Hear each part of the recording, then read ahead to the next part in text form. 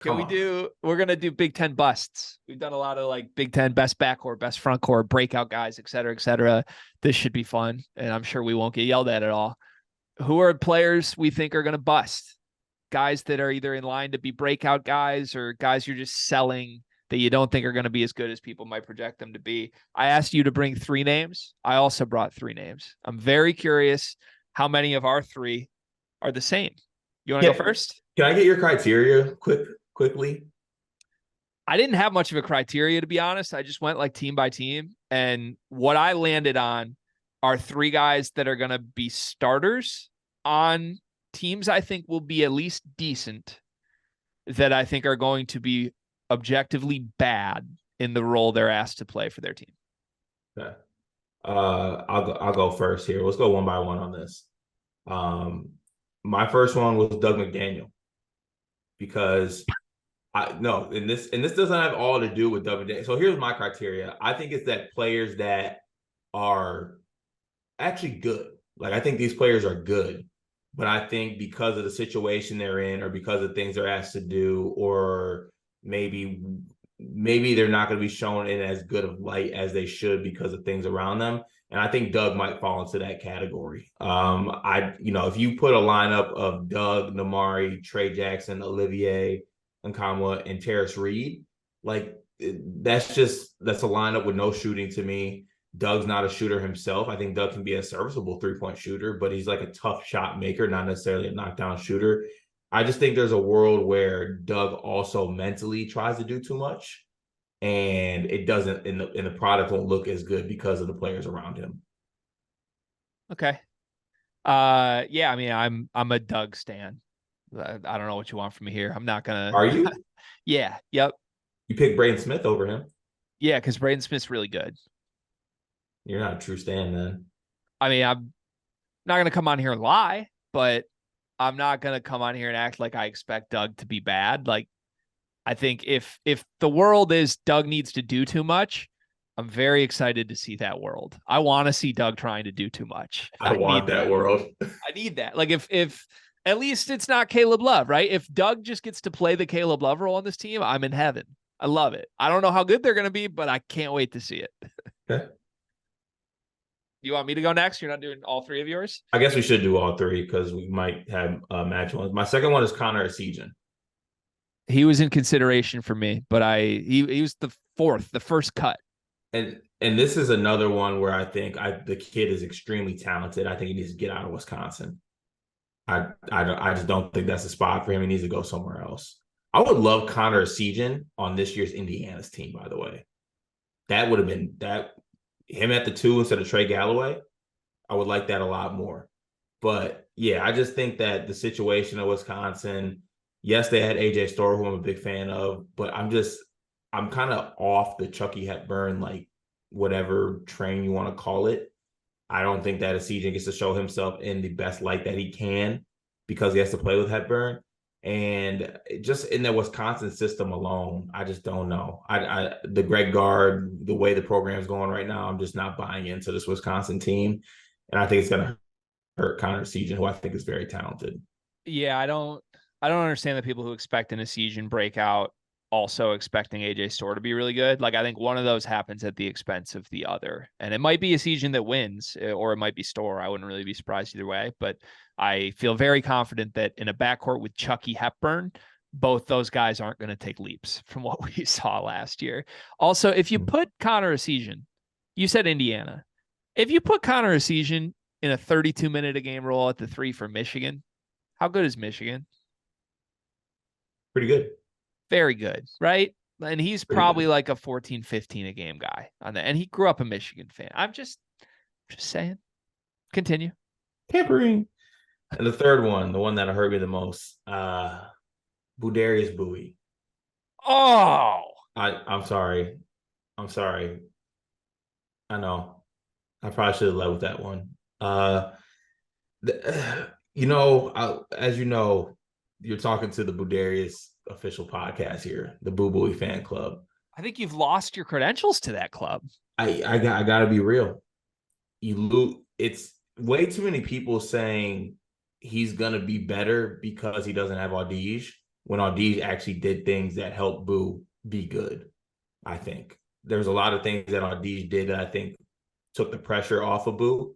And, I like Barnheiser a lot. But outside of that, I really not in love with the Northwestern team. And I don't know. I just feel like after having such a great year last year, like how does he top last year's year? I think there's naturally going to be some regression. And he's already had hand surgery already. Okay. That hurts. I can't. It hurt me to say. I'm crying on the inside. It doesn't seem like it hurt you. You seemed prepared with that. You had a lot of talking points on that. It hurts. I don't know what to like. Northwestern got worse. Like I can't choke. Are you getting choked up right now? Chase Audige, man. Chase Audige did help him. That's true. He's also Chase Audige. Like I don't know. Chase Audige was really good last year. I don't expect Northwestern to be great, but I expect Boo to be great. I mean, I don't think there's a world where Boo's like hurting Northwestern next year, which I think is. Does he regress next year? What does regress mean? He was great last year. So like just shoot worse. Yeah. Shoot worse. Like he's numbers gonna are have just to worse. he's gonna have to take more no. Numbers are just worse. I think his production is gonna increase by default. Like he's gonna score more a game no matter what. He just might be way less efficient. I think that too, but I think there's also a world where those things don't just correlate as easily as you think. I don't want to live in a world where Buie averages like 12 points a game. This podcast won't be around for a really sad reason if that's the case. Not to put pressure on you, Boo Darius, but good Lord. Okay. So your list, Doug McDaniel, Connor Essegian, Boo Buie. Those are three of my favorite players in the conference. I don't know. I did not expect those to be the three names when we did this exercise, but I didn't expect them to be the three answers either. My three are different names. Here we go. Buckle your seatbelts, ladies and gentlemen. Number one, I'm going in order of how busty I think they're going to be. Pause, but who's the biggest bust, the least bust? Number one, Ty Rodgers. I'm sorry. I'm sorry. Listen, I'm sorry. I am willing to stake my claim and officially exit ownership of I'm a Ty Rodgers fan. That doesn't mean I still don't like him as a player, because truly I think he can be a good player, but I think he's not a point guard. I think he's going to be a horrible point guard. And I think Illinois is going to play him at point guard. So who do I blame for that? Do I blame Ty? Do I blame the staff? I don't know. All I know is I'm objectively out. I think it will be a disaster if Ty Rodgers has to play the point guard. And based on what I saw in Spain, they're going to play him at point guard. Like they're going to run him out like he is a full-time point guard. I don't think it worked. I don't think it passed the eye test. I think you already saw what this does to your team's shooting and spacing when you have a point guard that shoots Shaq-like from the free throw line and doesn't even attempt three-pointers. He's not good enough at the other stuff to be able to do all that and play point. He's just not. If he was like Magic Johnson level passer, rebounder, all the rest, then maybe. He's not. He's just a decent guy. He's a decent wing. And if he was just a decent wing asked to play the wing and you have 3 more years of him in Illinois, you're really excited about that. Not a starting point guard. This is such a tough ask of him. And I'm just out. I saw it, like we did the top 25, but CJ Moore and Vicini, like in their write-up about why they had Illinois 14th, was they finally got Ty Rodgers at his position, like buying stock. I'm just rolling my eyes so hard, man. I don't think these guys watched Illinois overseas. I don't think there's a chance this goes well for Ty at point guard.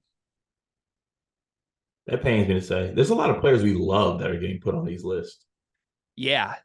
Again, truly in my heart of hearts, I love Ty Rodgers, the player. If Michigan could get him to start at the 3 immediately, I'd be all over that. He's not a point guard. Number 2. Okay. Trey Jackson. I'm a little disappointed that Michigan is the only school that's going to have 2 guys on our collective 6, but that means I'm being honest. It means I'm being honest. Trey Jackson is going to start for this team at the 3, unless they get Marcus Adams last minute. And even if they get Marcus Adams last minute, Trey Jackson might still start at the 3 because he's 24 before he sets foot in a Michigan uniform. Trey Jackson's bad. I just want to be clear on that. If I'm wrong, I'll eat my words and be happy I'm eating my words. Trey Jackson is a bad college basketball player. We have overwhelming amounts of evidence of that under a bunch of different offensive systems, in different uniforms, in different cities, in different positions. He's been bad everywhere he goes. And he's never played more than 18 minutes a game on teams that have desperately needed quality minutes. If you want to point to, there was a 2-month stretch where he was okay for Seton Hall, who was in the 50s on KenPom. I'm sorry. I'm just not buying it. I think that Michigan fans by default have penciled him in as like, oh, he can shoot and there's some NBA upside here and he's our best wing. Just because he's better than Michigan's other options at wing does not mean he's not going to be horrible in that role.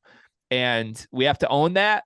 We have to desperately want other outcomes to be the outcome. Like if Llewellyn's good, then this never has to happen. If they get Marcus Adams, this never has to happen. But I think if Michigan fans are expecting Trey Jackson to come in and start at the 3, it's going to go horrendous. And I think by the end of November, quite frankly, I think you're going to see a timeshare like they did the 4 last year, where Trey Jackson plays 12 minutes and Terrence Williams plays 12 minutes and Yo-Yo plays 8 minutes, and it looks awful. And Jace Howard's probably involved.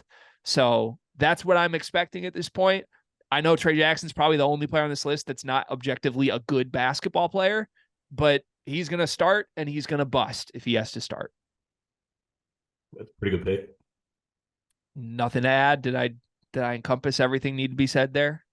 Yeah, I was just going back on my list a little bit, and I think I should have done more of that thought process. Like a player maybe being forced or in a position where they're going to play a lot, and I don't think that basketball player is that good. Got it. Okay. And I don't think I went with that, but I like your pick though. That's what I'm saying. I mean, the Buie argument was like he's not set up well to succeed this year, though. Like that makes sense. All right, number 3. This is, I think, the most controversial one.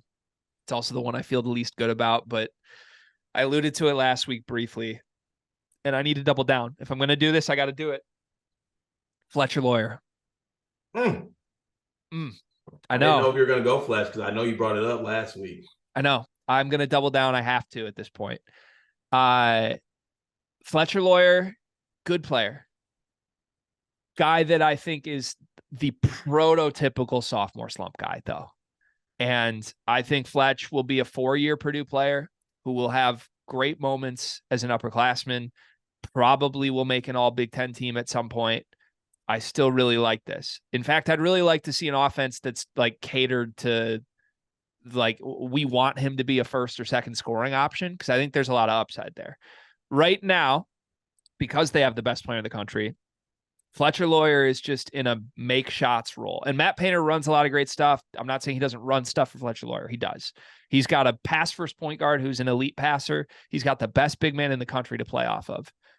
There's a lot of pressure on every other player that's not Braden Smith and Zach Edey this year to just make shots because of how they lost in the tournament.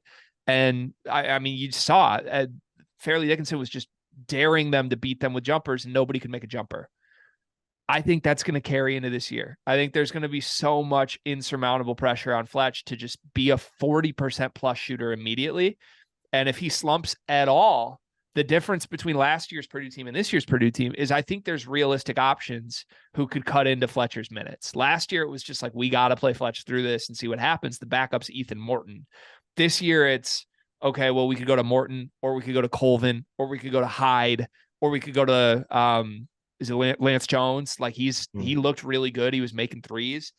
I just think Painter, rightfully so, did a good job of adding guys who could find answers to contribute to games they're not making shots in. Fletcher, God bless him, if he's not making shots, he does nothing, because you're not going to run offense through him when you have Braden Smith and he can't guard.